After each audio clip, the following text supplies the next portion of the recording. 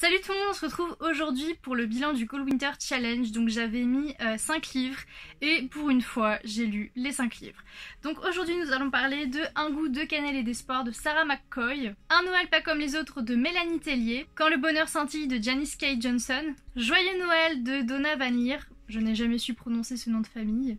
Et pour finir, un livre que tout le monde a lu, ou presque, La véritable histoire de Noël de Marco Leno. Comme d'habitude, il y aura une minuterie en barre d'infos si jamais vous n'avez pas envie de regarder toute la vidéo. Donc nous allons commencer par Un goût de cannelle et d'espoir de Sarah McCoy. Moi je l'ai en version de Noël, donc c'est Stéphanie de Piketty Bookin qui avait présenté ce livre-là sous cette édition-là et je me suis empressée d'aller l'acheter.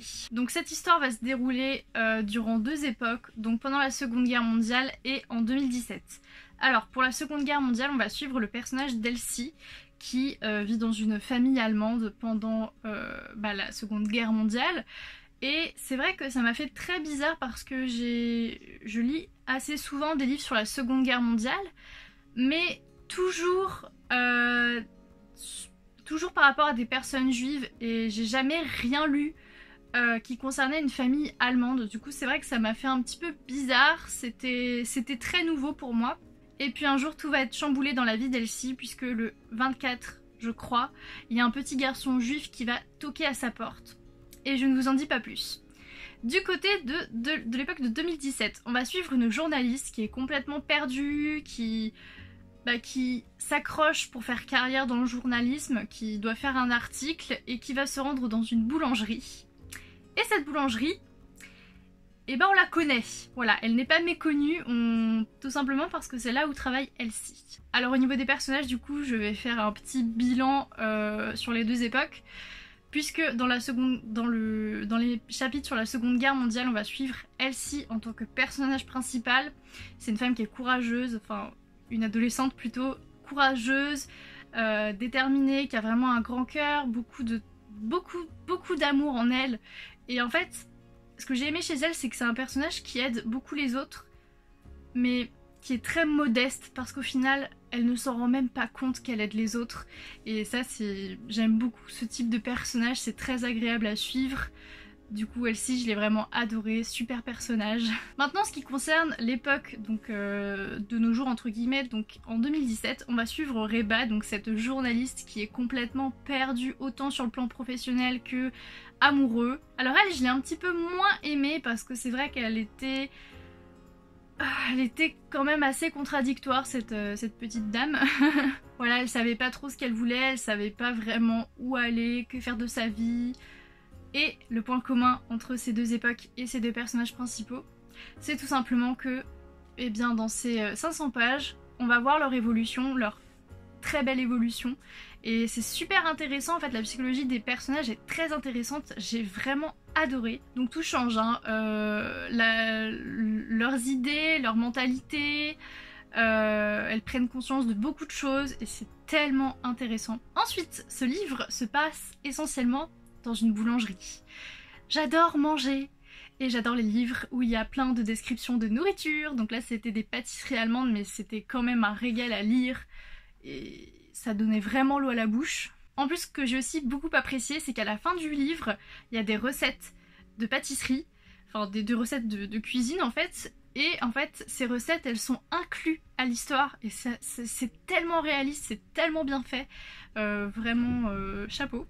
Et ensuite je voudrais faire aussi un petit point sur la plume de l'auteur parce que moi j'ai trouvé que c'était d'une douceur, c'était vraiment un plaisir à lire, c'était d'une douceur, vraiment une plume très posée sur des sujets qui sont pourtant assez complexes, assez difficiles à aborder, et là c'était doux, c'était tendre, c'était vraiment, vous savez, le genre de plume ultra relaxante, voilà. Mine de rien.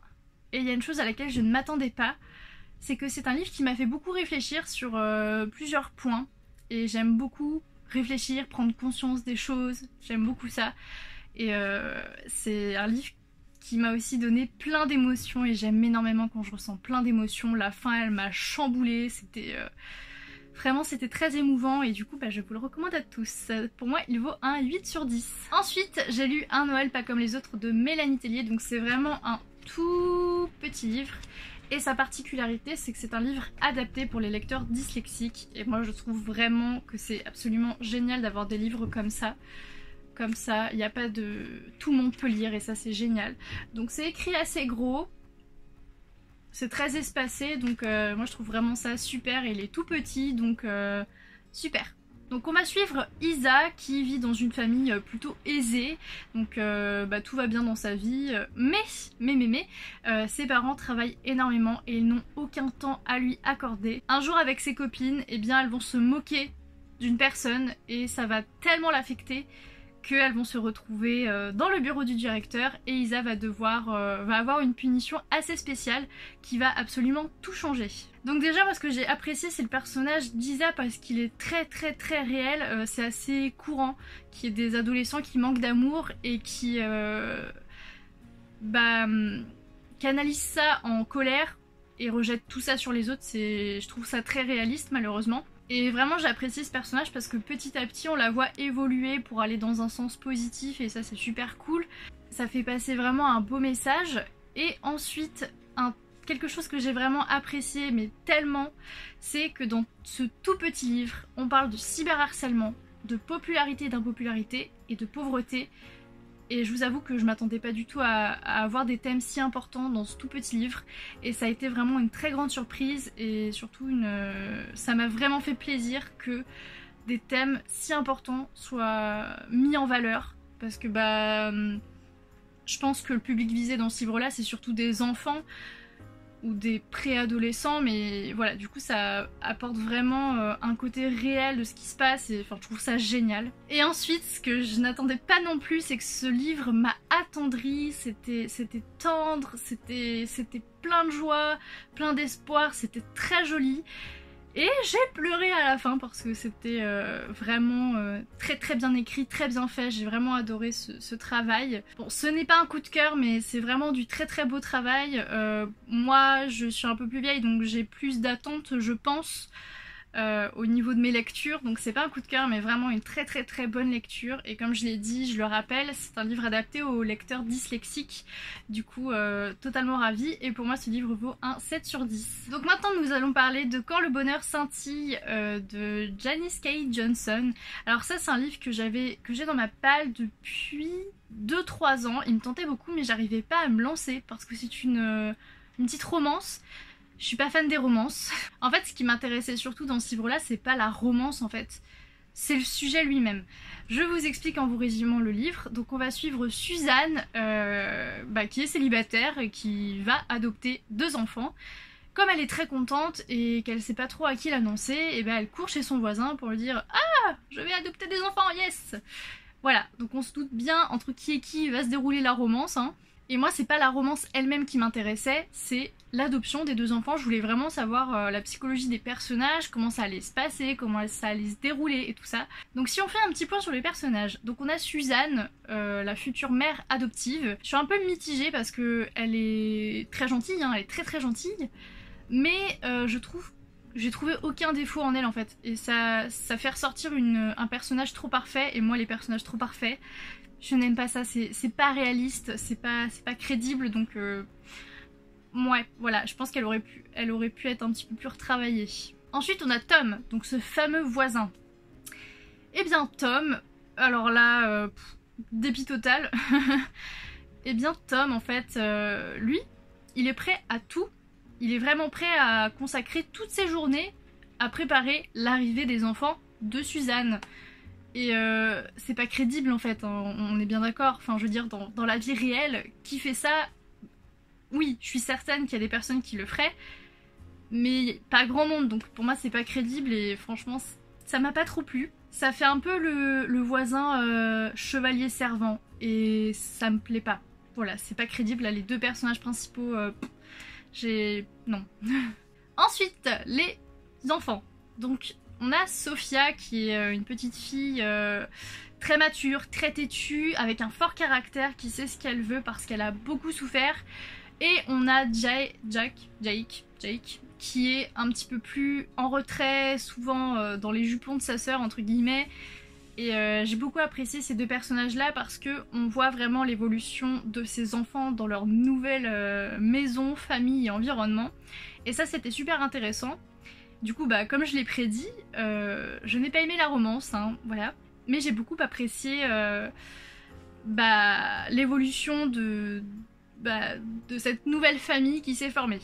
Ensuite, au niveau des thèmes, parce que, encore une fois, on aborde des thèmes très importants dans ce livre-là, comme l'adoption, le fait d'être orphelin, et les violences conjugales, et je trouve que encore une fois, c'est des thèmes très importants, et je suis très contente de les avoir retrouvés dans ce livre-là.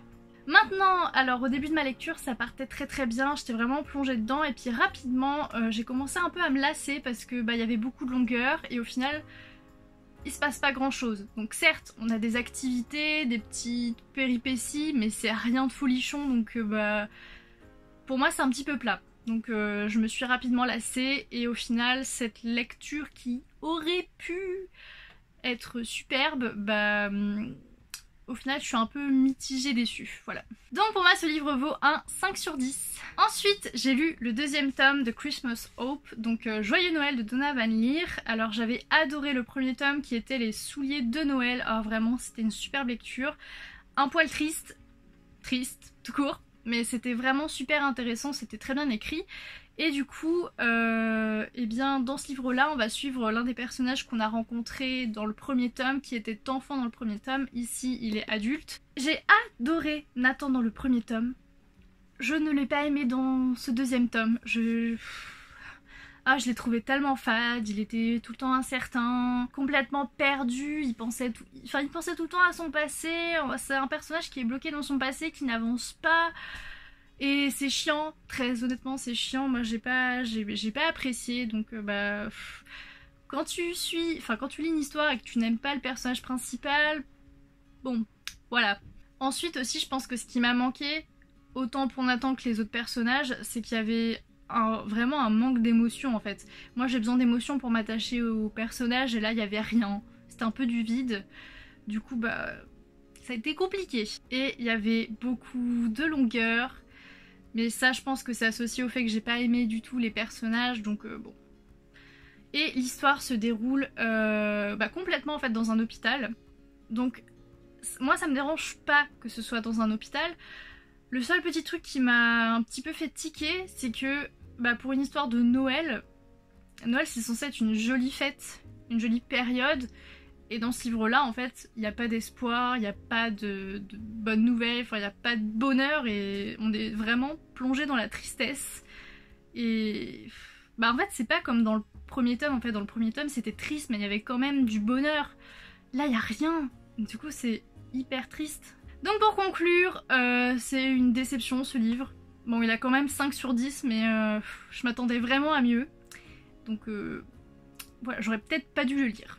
Parce que pour moi le premier tome se suffit à lui-même en fait. Et pour finir, nous allons parler de la véritable histoire de Noël de Marco Leno. Donc on va suivre Nicolas qui perd ses parents, et sa sœur d'ailleurs, et sa petite sœur. Et le problème en fait, c'est que aucun des habitants du village ne peut l'adopter, pas éternellement, mais ne peut l'adopter...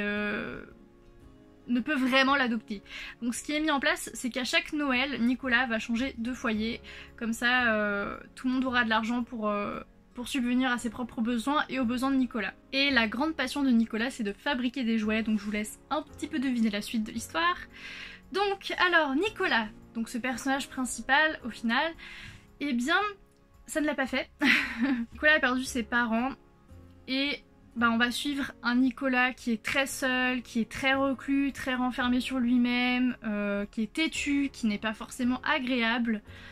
Donc effectivement, en tant que lectrice, moi, j'aime pas trop suivre des personnages comme ça, mais si on prend en compte son histoire et son passé, ça paraît assez logique.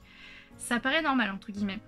Donc, je m'attendais pas du tout à suivre un Nicolas aussi désagréable, mais au final, c'est comme une surprise. Pas forcément une bonne, mais ça apporte une touche d'originalité à l'histoire. Et ensuite, je voudrais parler d'un second personnage. Je vais pas dévoiler le nom pour pas trop spoiler, mais ce deuxième personnage, pour moi, il a... en fait, j'ai carrément adoré le deuxième personnage, le personnage secondaire, qui est très cruel. Vous allez me dire, pourquoi tu aimes un personnage cruel ? Eh bien tout simplement parce que il me fait beaucoup penser à Drago Malfoy. C'est quelqu'un qui semble très cruel, mais au final c'est quelqu'un qui souffre et qui a un cœur. Et les personnages comme ça me fait totalement fondre. Vous savez, genre le méchant qui finit par se livrer, par dire tout ce qu'il a sur le cœur, ça me fait beaucoup d'effets, j'aime beaucoup. Et du coup, bah, c'est un personnage qui m'a fait pleurer, enfin, j'ai adoré ce personnage, vraiment. Oh. Ensuite, au niveau du livre lui-même, eh bien, ça commençait très très bien. Les premiers chapitres, je me suis dit, oh là là, je vais adorer.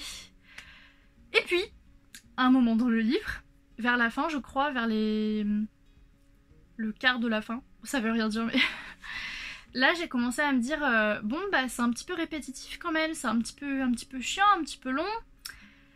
J'ai hâte que ça se termine. En fait, ce qui s'est passé, c'est qu'il y avait pas mal de longueur sur la fin, que c'était très répétitif. Et ça m'a rendue très triste parce que j'avais adoré les 3/4 du livre. Vraiment, j'étais très enthousiaste. Et cette fin, ces derniers chapitres m'ont tout gâché.